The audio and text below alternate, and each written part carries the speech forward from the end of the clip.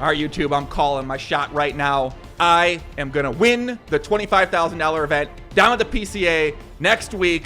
And then after I win, I'm going to get Tom Dwan on my podcast, and it's going to be a beautiful start to 2019. We got the No Limit Hold'em hat on, so you know what time it is. We're going to be talking No Limit Hold'em. Now, if you guys have been following along with the videos recently here or on my social media, you know that I got a platinum pass from the devil themselves, Pokerstars, to play the $25,000 event down at the PCA. If you guys also follow a lot of my content, you know that I am very, very devoted to the great game of Pot Limit Omaha Cash Games.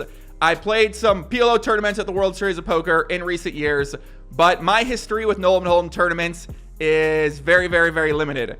For the first 4 years of my poker career, I did play millions and millions of Texas Hold'em hands, only cash games though. I mainly played between 50-cent dollar, 5-10, 10-20. I loved shot taking. I didn't always do it in a very optimal way. I started out playing full ring, switched to 6-max, played a majority of my hands at full ring, and then PLO, I played 99% of my hands at 6-max. And now anyone that's heard me talk knows I haven't necessarily talked positively about tournaments, but I gotta say, these past few days, I've been hard in the lab, studying tournaments, playing tournaments, and I gotta say, this is pretty damn fun. I see why so many people really enjoy playing these. I also can understand how it might be challenging for people to figure out which information they should learn from and how they can actually get better at the game. So we'll talk a little bit more about that in this video, how exactly I'm preparing, how I'm studying, maybe get some advice from you guys and strategies and approaches in terms of how I should go upon doing it. And then some people out there might be able to find some words from me or find some words in the comments that they might be able to take and then help themselves out in their own game and their own approach. I'm also going to talk about the steps that I need to take this week because I haven't booked my trip down to PCA yet.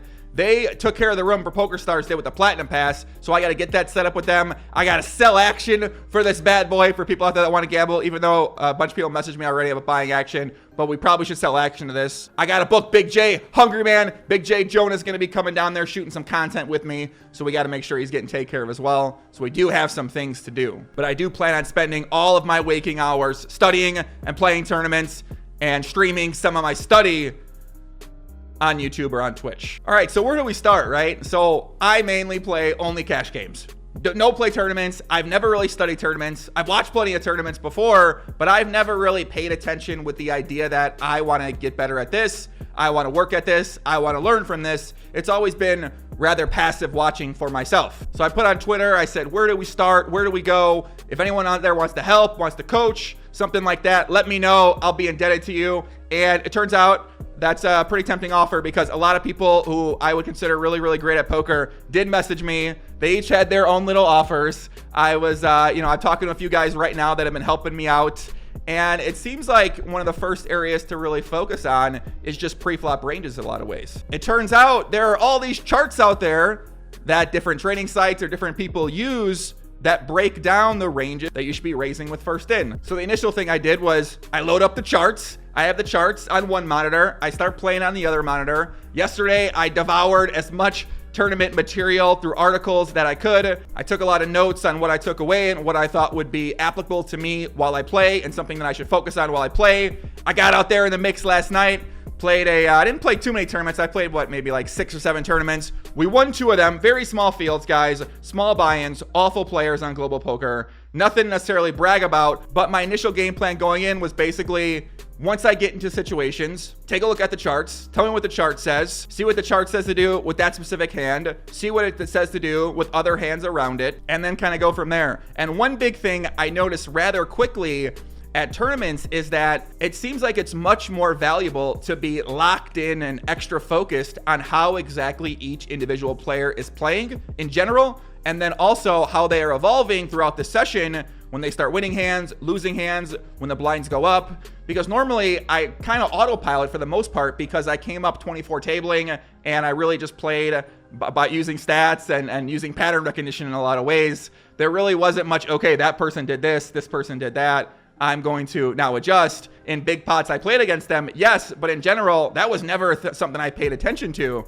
And once I stopped 24 tabling, I realized, wow, I really suck in this area. So it was something that I've had to actively work on over these past few years. And I noticed that at tournaments, this stuff just matters so much because some players might be playing a little bit looser when the game just starts off. But then as the blinds go up and as people start getting eliminated, I noticed in the second tournament that all the players pretty much just tightened up a lot. So then so you have the charts. I have the standard approach. Okay, I should raise these hands. This is what it says is going to be optimal here. Well, then you can start deviating. And if these players are overfolding, then maybe I could get away with playing a little bit looser on the button in terms of open raising. So my number one thing was that I need to be much more locked in and really paying attention to what's happening. And really, there's so much going on throughout each hand to really learn from in terms of myself, my own ranges. For instance, let's say I'm at a table, I got 15 big blinds, I have ace-6 offsuit in middle position. I take a look at what the ranges say. Ranges say that's going to be a fold. But now I'm curious. Every time I go check, I want to see what's not a fold. What hands are we playing in that situation? Are we always shoving in that situation? Are we making smaller raise sizes ever? What are the things that we should be considering in that situation? So you take a look. Okay, ace-6, we fold that hand. 3-4, fold that hand. All right, ace-queen. Obviously, you're going to raise that hand. Okay, where does that raising cutoff where does the cutoff for what we're raising come into play there? And then it's about kind of learning that and then going from there. So what I've been doing while I've been playing is really, really thinking about all of my decisions, why I'm doing what I'm doing from the start of the hand. So if I raise a hand, I get called, flop comes down, king, 7 deuce, 2 spades. I want to think about, okay, what am I doing with all my hands here and why? What's the purpose of this? And I don't necessarily have the correct answers right now, but the challenge then is to go find out what the answers to those questions are, whether that's through training material that's free, whether that's through talking hand histories with friends, whether that's posting hand history on social media, or obviously there's solvers out there that are going to break these things down for you and give you a GTO approach to how things should be. But ultimately right now, what I'm trying to do is just get better at explaining my thought process to myself. And one thing I really like to do is anytime I feel uncomfortable in a situation, let's say I got 8 big blinds facing a shove, I want to know what hands I should be calling there with. And that's actually seems like one of the easier things to figure out, because the great thing, what I've been learning about tournaments, and I won't say great thing yet, but the thing I've noticed about tournaments compared to PLO cash is this seems infinitely easier to learn a relatively tight and solid style to be able to, I wouldn't say be able to make money or have an edge, but to at least be able to be comfortable and handle yourself. Whereas when you're playing cash games, either PLO or no limit, man, it's, there's so many more decisions that are going to take place on turns and rivers. But the unique thing about this is that you could go out at any second, and a lot of this stuff might not even matter because, you get an ace king versus jacks, you lose a flip, and you don't think about what happened to all those other hands that led to this point where I had ace king versus jacks. And it seems like sometimes, sure, those kind of big spots are going to happen. It's going to be big hand versus big hand. Those are going to define your tournament. But it seems to me that it's really important to look at the bigger picture outside of just those big spots we play and really think about the other smaller spots that come up and try to improve at those smaller spots, because those smaller spots are going to be very, very, very important once you start adding them all up. And I feel like a lot of people out there probably neglect really thinking deeply about those situations and only focus on losing the big flip for the chip lead pot and then busting out a short time later. And right now, in terms of programs, it seems like the good approach for programs is going to be go over snap shove, go over something like ICMizer, really just play around with situations. When I get into a spot, run the situation in one of these programs, find out what the program says to do, decide, okay, do I want to play a little bit tighter in that situation? When is it right to potentially deviate from what they suggest and maybe loosen it up a little bit? So kind of my approach, start with pre-flop, really focus on pre-flop, and then just build up my game from there. So we have pre-flop, then we go to the flop.